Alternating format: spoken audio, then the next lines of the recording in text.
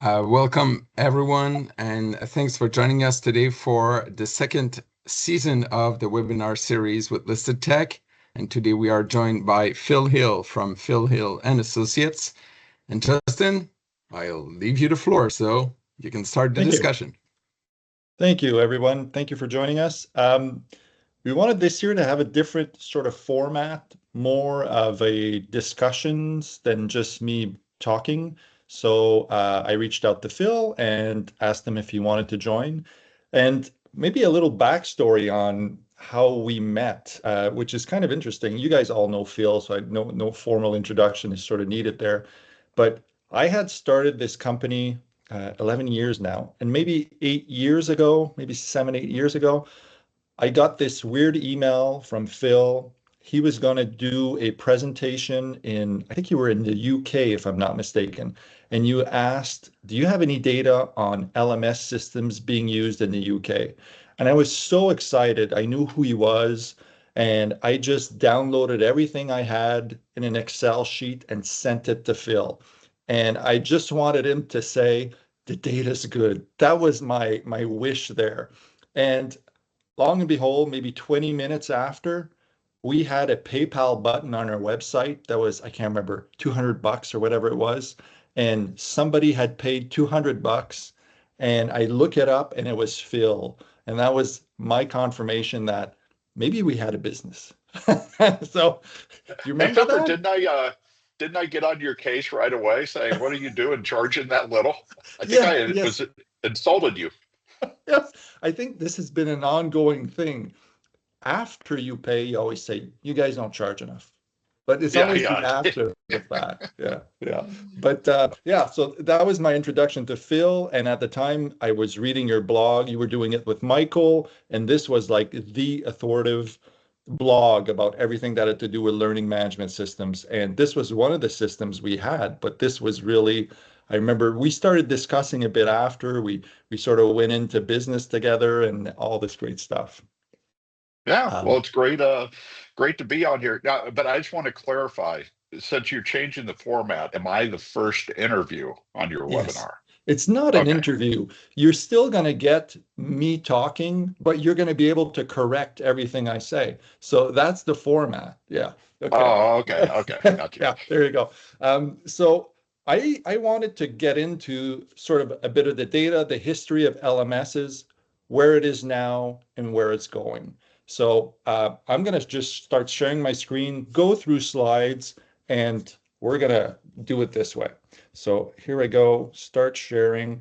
And the first one is simply going to be, hopefully you can see this. There you go. So this one is basically the current market in North America, but I wanted to go a bit historical and sort of see where it's going and sort of maybe acknowledge that not a lot of things are happening in market share. You sort of have 3 big or 4 big players. Canvas is it sort of feels like it plafonning. It's sort of topped up, sorry. So a bit of French coming in there. Brightspace is the only other one that's sort of rising. And what do you see when you look at this? Well, I mean, that's the obvious message in the recent years is how things. I use plateau, which sounds French enough for you, but yeah, in recent years, that is the story. Is that there's going to be a lot fewer market changes, and that's actually different than what I guessed a couple years ago. In other words, I sort of viewed the LMS, since it is the virtual home for students in any kind of online or hybrid course. Therefore, it's becoming even more important to colleges and universities. Therefore, they're going to want to choose the system they really need for their online brand, if you will. And that really hasn't happened. So that's what the data show right here, is just the fact that there's not a whole lot of market share in North America. As you can see, it's becoming flat. Now, historically, there's been a lot more of a decade-long trend that you can see. But yeah, it's the moving into stasis is the biggest piece. And we've had this discussion over and over about market saturation. And I had done a post maybe a year ago, and I'm just going to slap it here so you can sort of see. And if you look at the line learning management systems and you look at institutions by size, based on the total institution there, 98%, we had an LMS for those institutions. The only size that still had space was the smaller institutions. And we can get into all the complexities of the COVID effect and how that sort of helped them top up. But why do you see smaller institutions taking much longer to get into the game? Well, I mean, obviously, COVID was the big driver, I think, for a lot of the recent change. But in a lot of cases, that didn't necessarily mean no faculty members were doing anything with online tools. I think it was more a matter of we don't have a campus standard. This is our fully supported primary system. Hmm. And I think they could get away with that and pass. Oh, you want to do something? Go ahead and do what you want on Moodle or whatever the case may be. And I think in my mind, what's happened recently is, as I said, the virtual presence, whether it's hybrid or online or just augmenting a classroom, has become so important, particularly with COVID, that you can't get away with that anymore. So even small institutions need to have a single primary officially supported system. That's my gut feel. Yeah. And measuring saturation, you can do it by feel, you can do it by market trends or whatever it is. I've been trying to work around a formula to try to measure it in a certain way. I still haven't figured something out, so I'm just going to pop this one here. And this is higher ed, North America, so US, Canada. And you can see right before COVID, it was the plateau was sort of there. COVID happened, we had a big jump, and you can really see the plateau now. In the last 3 years or 4 years, basically 150 institutions are new to the game. Everything else, if people are changing or institutions are changing, it's between the other players. So the market is, what are the companies supposed to do? It's an infighting. Is it going to be a fight towards the cheapest system? Well, and one thing is when you're talking market share, I mean, if we had the data public, it'd be better to measure it by faculty adoption or by Oh, percentage of courses really using an yeah. LMS, whereas what we have is institutional adoption. And so there has been a lot of, even though the market has been mostly saturated in terms of institutions with an LMS, there's been a rise in the percentage of courses actually using the LMS. So part of the changes that we've been seeing is there. However, your question is more of an economic one. What are the vendors supposed to do when they've Yeah. already sold to all of these universities? In North America and in a lot of Northern Europe, Australia, yeah, it is a saturated. So basically, you could think of it as zero sum. I've got to take away from my competitors. I've got to take market share, between the big four, really, because Mhm. that's the other story is the market's getting saturated by these big four, Canvas, Brightspace, Blackboard, and Moodle. So really it's a zero sum game is what you need to do. The other thing, but that's not enough, particularly, companies that are owned. I mean, D2L is publicly traded, but largely family owned, and Structure is private equity owned. They want growth.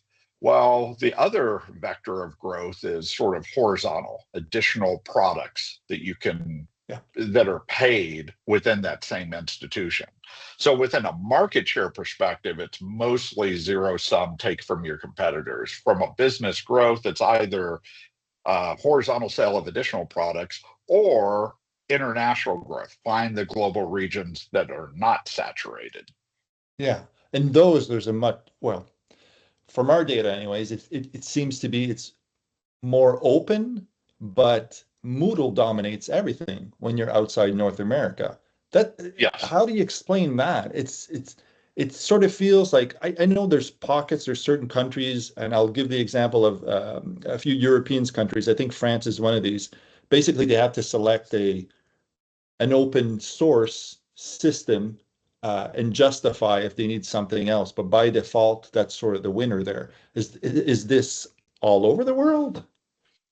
I think that Europe's a little bit different. Germany and France, and maybe a little bit of Spain in terms of where national policy has driven Moodle to be the primary system. In Germany, it's not just Moodle. You also had the old Ilias, there are several other open source systems. So government policy in a handful of European countries is very important.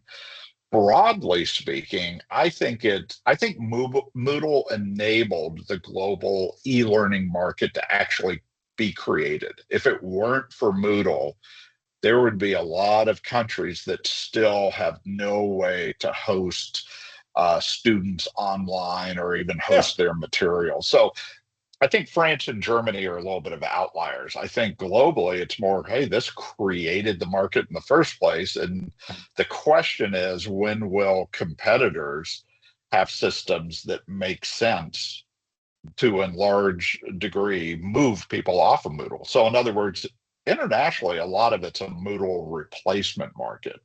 And then it becomes the question of, is it worth the effort of switching our system to get, and I'm inventing here, a 10% gain in performance or whatever it is you're looking for, but in exchange of you have to retrain everybody with a new system, it's a new headache. And you see when you get into the discussions with the institutions, they're going, is it worth the effort? Yeah, I don't view it as sort of like a 10% gain versus this. It's a little bit more of, okay, well, first of all, there's the benefit of Moodle that it can be completely localized, not just language, but fine-tuned. It can match different markets and form communities. And that's been a real advantage of it. The question is, at what point do you need a modern cloud native, intuitive user interface that people don't need as much training? And when will that need get important enough to make it a switch? That's more of, I think, the decision than just, is that 10% gain, enough? It's like, how important is that intuitive design and cloud native design? Because to be honest, and we're right in the middle of Moodle Moot Global, it's happening right now. They have cloud options. You have the hosting partners. There are ways to get to more intuitive designs, but it's still, when Moodle loses, it's usually, or somebody leaves, it's because of somebody wanting a modern, more intuitive design type of system. So what is that important enough to justify the switch? And I guess the big factor, and I apologize in advance because we need 5 minutes to talk about AI again. This is the way we're doing it. This then becomes a big question because so I don't know what Moodle's announcing right now, but based on the other big three players, and I'm going to sort of try to put it all together in one word. So anthology is basically plumbing. That's their strategy for AI. Everything is connected together. The big three systems they have: CRM, SIS, LMS. So I see their AI strategy as plumbing. When you look at D2L, it's pedagogy. That's everything is around that. It's a trust, student facing, everything about teaching and learning. And then you look at Instructure, it's more of a hub approach, where every tool can plug in and they're going to be able to use the AI to do all that work for them. But there's a downside to all of this also. And I read your post on Instructure specifically, and you said the Apple strategy in sort of a negative way. But there is a positive too. On each side of these, there's a negative aspect, and I can get into anthology with the plumbing. If you get deep into the plumbing, it's really hard to change once you sort of pick that direction. D2L being pedagogy is much more, the negative side of it, it's much slower. They want to build trust around it, so they can't move as quickly. Instructure, it's a big view, it's the hub thing, it's the Apple strategy. Apple strategy can turn into the Google Android strategy where everything breaks apart. So what do you think about that? It's pretty close to my view, although I didn't criticize Instructure for having an Apple strategy. I think that Instructure is making a big bet on an agentic approach. In Okay. other words, they want to rethink the user interface so that you can make things happen. Wherever you are in the system, your natural interface is going to be more natural language processing. You don't have to be in the rubric tool to use the rubric AI capabilities. You can ask it and it can figure it out anywhere. That's a big bet. And part of the bet is will people adopt it? Because even if it's a good idea on paper, that doesn't mean it'll be adopted. Where I brought in Apple, as I said, they need to prove that they can deliver in the first place. Agreed. And that's so it's not really a criticism of the strategy, it's of the delivery and pointing out if you don't deliver, it sort of doesn't matter what the strategy is. But the strategy is pretty bold. It's a big bet, and we'll have to see what happens. Yeah, of the three, Instructure is probably the one with the biggest, boldest strategy. The other two, which are also going in different directions, it's one of the, finally in my head, it's finally one thing that you can differentiate the three products. You can sort of see with this strategy where they're going or where they want to go, which I think is finally, instead of just being, the interface, that's the big differentiator, you have something else. Yeah. Well, in mine, I don't view it as finally. Mine is more, it's a non-commodity market, despite what people say. Commodity means you can switch from one system to another. It's fungible, and there's no real change in performance. I don't think that's been true for a while. I think that there already were very different strategies between the main vendors that impact adoption on your campus. It's just prior to AI, a lot of times schools couldn't understand that until they were doing demos during an evaluation process. It wasn't apparent what the strategy differences are. In my mind, Gen AI makes it much more obvious right up front that they're very different strategies. So I think it sort of accentuated the differences in the vendors and made it more apparent from day one. It doesn't take a RFP demo before you start to say, wow, there's different approaches by each of the vendors. And the positive thing that I think you and I share is this is good. We need a healthy market with different approaches and for the vendors to compete on the merits of their approach and where they're going. I don't think it would be good if we got to an actual commodity market where all you could do was offer something a little bit cheaper or be a little bit more aggressive in sales. So I'm positive, like you, because competition in this regard is a good thing for the market. So we're saying the same thing. You just use better words and you look better doing it. And a lot more of them. A lot more. Yes, perfect. I wanted to get in more into the strategy for each of the big vendors. One of the big things with Anthology is announcing the end of life of Learn, which is the end next year. Learn Original. Learn Original. Okay. Learn Original. That's been in the works for a while. I think it's quite positive that they finally announced that and they can finally focus on one product. Yes. Oh, I definitely agree. And I think it's overdue that they are clarifying. We have an LMS. It's called Blackboard. Now, previous terminology, you would call that Learn Ultra, but it's Blackboard, the LMS. No, I definitely think it's a positive move. I'm sure there are going to be a couple of clients they'll lose because, hey, I wanted Learn Original. But they were playing that game for so many years and bleeding customers. They would have been better served to just make a big bet, go for it. And so in that regard, that's a good move. They've consolidated on one LMS. Now they can focus more energy on where they're going to differentiate instead of competing with themselves, which is what they're finally getting over. And since we're talking about Anthology, I have to ask you a bit more about the gossip. Are you hearing anything about what's happening financially? This is coffee. It is not beer or whiskey. I just want to point that out. So that's the difference with God's. I mean, where we are with them is they're going through a financial debt crisis, the corporate debt. They have to deal with it. Moody's rate. It's not even rumor. It's just I've written about it more than other Yeah. people. But Moody's ratings have said, yeah, they cannot meet their debt obligations. The company has acknowledged it. So the question is, how do they do it? There's talk about using bankruptcy protection to restructure the debt and let the debt holders take ownership. There's also been talk about, well, what if we sell off Blackboard and separate anthologies so it's not that plumbing with multiple pieces? And there's no answer to it yet.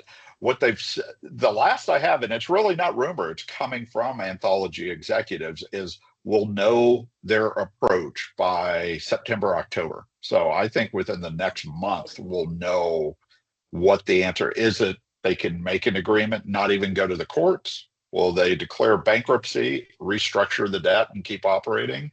Or will there be some sort of acquisition? Don't know the answer, but I expect to find out in the next month. But so basically, your last post on this is the last information we have. Yeah, I did not do any research this morning. I was actually thinking I should have, just in case something changed overnight. But I do not have any new information. Okay. But I do expect to find out. It can't keep going on forever because you have debt covenants, you have stuff. And so I would expect in the next month we'll find out. That will be another clarifying event for them. It'll be good to get past this stage.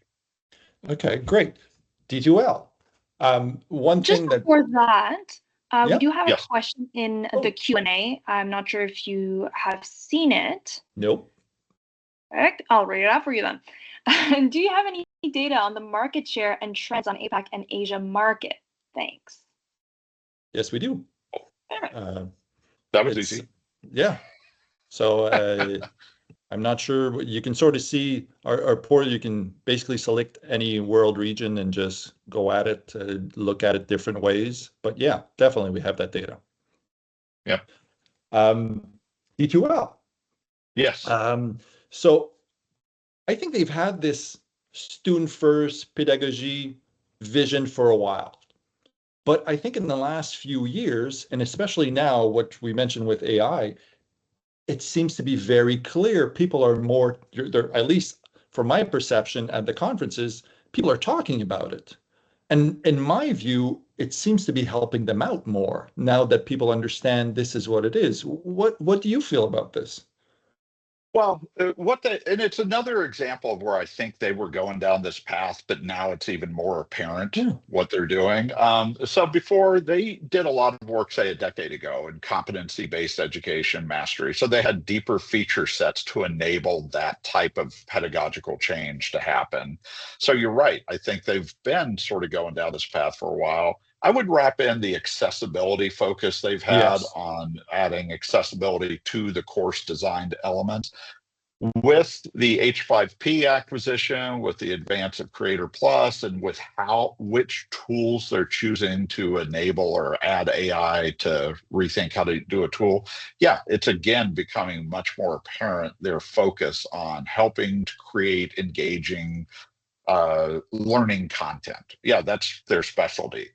Now, as you mentioned before, I mean, obviously every strategy has a downside. So the good side is they're very focused on teaching and learning and what students need. And they have been for a long time, and they truly believe it. I mean, just based on how long they've been doing it. The downside is, I guess, well, part of the thing is this is a part of technology that is most susceptible content to AI just rethinking and changing the game. So there is a risk of putting a lot of effort into a learning content strategy that all of a sudden it's sort of the assumptions have changed a year from now because AI and content is changing so rapidly. The other thing, and this is a downside on the market, how important is teaching and learning to your enterprise adoption compared to everything else that's out there? So that it's a case of, I hope that's what people care about, but there is some risk to that strategy. But you're definitely right. This is not new. It's just a new level of focus in this area. Yeah, perfect. Instructure. usually when we talk about unstructured, you talk about their growth, how fast they've been moving in the last few years. And they had, my God, I only have French coming out today. It's horrible. Le vent d'un Yeah. voile, please help me out. The wind in their sail. This has been, it's sort of like a momentum that they kept going. I kind of feel now that, I don't, again, using the plateau thing, they sort of have to deepen. They've been used to having a money machine that just, I'm not saying they're not working at it. They know they don't, they go after RFPs and they do their work and all that.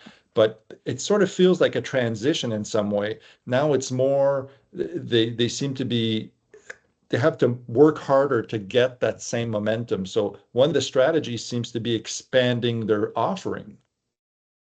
Yeah.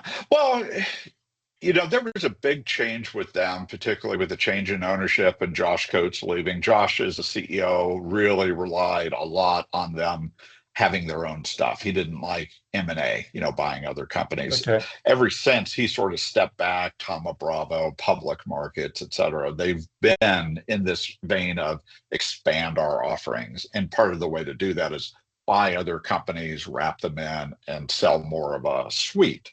So yeah, they've been doing that for a while. I will point out, I did have some criticisms of AI, and the market has slowed down, but they're not losing market. That's Oh, one of no. the fundamental things about them is they maintain clients. So what they have to work harder for is growth. It's not keeping the money Yes. flowing. It's the growth that is harder to do. And so they've got to figure out, or they're, how much of it is from a suite and getting sales in other areas. Parchment's the biggest purchase they've done. And how much of it is from going after international markets they sort of dabbled in before, and now they need to go after it stronger. Yeah, so they've got to do more than just take LMS systems from their competitors in order to hit growth. That's the situation they're in right now. Yeah, agree. And to put you on the spot, which is just plain fun, Moodle, what's your prediction of what they're saying right now during their They're conference? not. Well, yeah, they had their first day of their conference today for people watching. The biggest thing we've been watching for, Glenda Morgan is over at the Yep. conference as we speak, is saying, is there any chance of Moodle changing strategy, particularly now that they've had a change in leadership? Martin's no longer CEO and he's stepping back and doing more research work. And there's pressure to do something, actually grow the business more aggressively. Will they take that opportunity and say, we're going to dramatically improve the usability of the core LMS used by colleges and universities? So since you're putting me on the spot, the answer is no. It's just going to be incremental tweaks. They're not changing their strategy, is what I'm hearing so far. And And I they've been don't want stuck.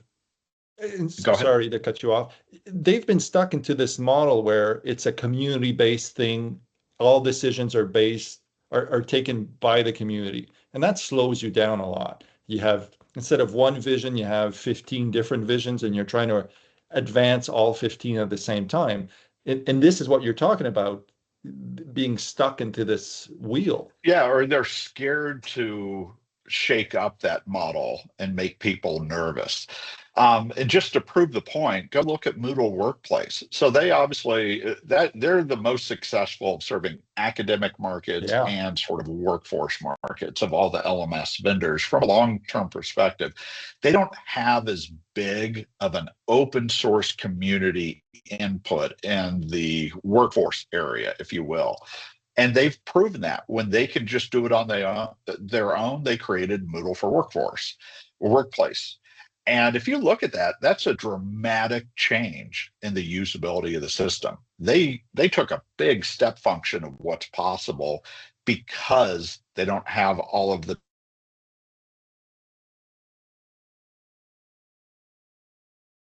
Oh, am I the only one that's What? Oh, there we go. okay?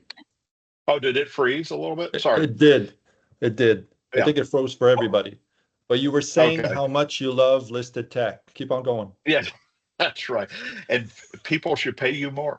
But the point is, Moodle Workplace shows that they are fully capable of dramatically improving the product. They are just choosing not to do that for colleges and universities.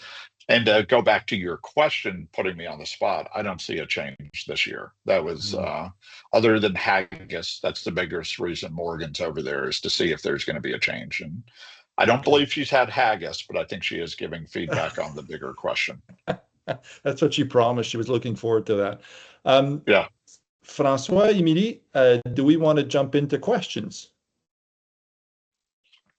There don't seem to be any more questions in the chat, although if anybody has questions, please don't hesitate to write them either there or in the Q&A. I love hearing from you guys, so please don't be shy. Let's see what we had here. Oh, hold on a second. I have a question. Oh, no. That is, all right. Emily, how soon are you getting married, and how excited are you about this? This is very much to do with LMS, and I'm very happy you brought it up. By the way, Emily is my daughter, and she is getting married next week. So, so congratulations. That's my main point. Thank you very, very much. Oh, some one of the love and vendors. clapping. Sorry, Francois. Another one of the vendors that we don't often talk about is Sakai, which is still in, if I'm not mistaken, very often in 5th position. And if I look at, come on, I can do this. If I remove this, there you go. You can sort of see it. Why is this? What did I do wrong? There we go. North America. Perfect. You can see that they often appear, well, they don't here. Let's go to Europe. As in 5th place. They don't seem to be moving that much. Yeah, they are moving, but not in a good way. I mean, Sakai came about just after Moodle in the 2000s, and it was important for large research institutions, University of Michigan, Indiana, then Duke, and then they expanded, particularly in Spain. There was actually a pretty robust development community in Spain. But over time, it's just becoming less and less relevant, for better or worse. And there was just an announcement last week about D2L getting a takeaway in South Africa away from Sakai. Okay. And really, the community is just in Spain in terms of an active open source who's contributing. But one of the things I noted when I went to the Open edX conference is even that's in question, because a lot of the same universities using Sakai are also participating in a project that's going to upgrade Open edX to be more of a full-fledged LMS competitor. So even there, I see some risk. So Sakai is moving, but not in the right direction. Okay. The other one is Schoology. Yes. Which is basically K-12. Yeah. Yes. But still, it's a big player in North America. Yeah. Well, they did. They're obviously their K-12 focus, owned by PowerSchool. They dabbled in higher ed, and they got some smaller private schools. And some of them are still there, but they're a much bigger player in K-12. It's the direction they're focusing in. So I would do it, but I don't think in the higher education area there's much interest, but they are a serious K-12 competitor. With the Bain acquisition, how do you see that impacting them? I don't see that change. I'm not aware of any changes. Okay. I don't think the acquisition of PowerSchool really had a whole lot to do with Schoology, the LMS stuff. And I've seen no signs that it changes their strategy to try again to get into the higher ed market. So I think Bain adds money to PowerSchool in general, but I think it's going to stay in the K-12 area. K-12 focus is what they're doing. This caught me by surprise when they were in the higher ed, and all of a sudden they did the announcement that they were getting out of it. Was it the product that was not a fit? No, well, they weren't set up to compete in higher ed. I was actually consulting on a project when they threw in the towel, and I think it's safe to say now, statute of limitations. It was DeVry University, which at the time was large for-profit, 90,000 students, a bunch, dozens of campuses, and they were changing LMS, and it really came down to Canvas versus Schoology, and it was a serious competition, and Schoology did very well, but it cost a lot of money for them to go through this whole formal evaluation. They had to add some features needed in higher ed in order to compete. And when they finally lost to Canvas, they looked back and they said, we can't afford to do this. Our natural spot is K-12. So it was, the product wasn't quite ready for higher ed, and the sales force was not structured and funded to be able to compete in higher ed, and it was just too expensive. If they had wanted to, I do think they could have put money in there and become a serious competitor, but it was more the economics and a few missing features that kept them from getting in. Okay. But we're saying this like you have to be in higher ed. I mean, there is a serious business in K-12 that they're doing. Yeah. Since you do a lot of consulting, over the years, you've done a lot of consulting with especially large institutions or whatever you call them, consortiums or whatever it is. Systems. Yeah. Thank you. So if you were advising them today, planning for their next 10 years, what LMS strategy should they be looking at? What will you tell them to prioritize? Well, it just, I mean, I'm not sure who all's on the webinar. We very seldom do we give a recommendation of go with this vendor versus that vendor. We help them understand what's your strategy, what do you need? And that's the biggest thing I would say is you have to have a strategy. And it's not just we need to use digital technology more. It needs to be things such as you might have a college of nursing that's going to more of a cohort-based pedagogical design. Therefore, you need the ability to create student groups within courses and do this. With AI, you might need to say, hey, you mentioned the pedagogy of D2L, the different approaches of the company. Well, which is the most important for the school? Start with the problem you're trying to solve, and then look at what's the right match. But the biggest questions is going to come down to, I mean, AI differentiation is something you need to pay attention to. Accessibility, you've got to pay attention to that, particularly in the US, because we have new rules about accessibility coming out in April. So you've got to take that into consideration.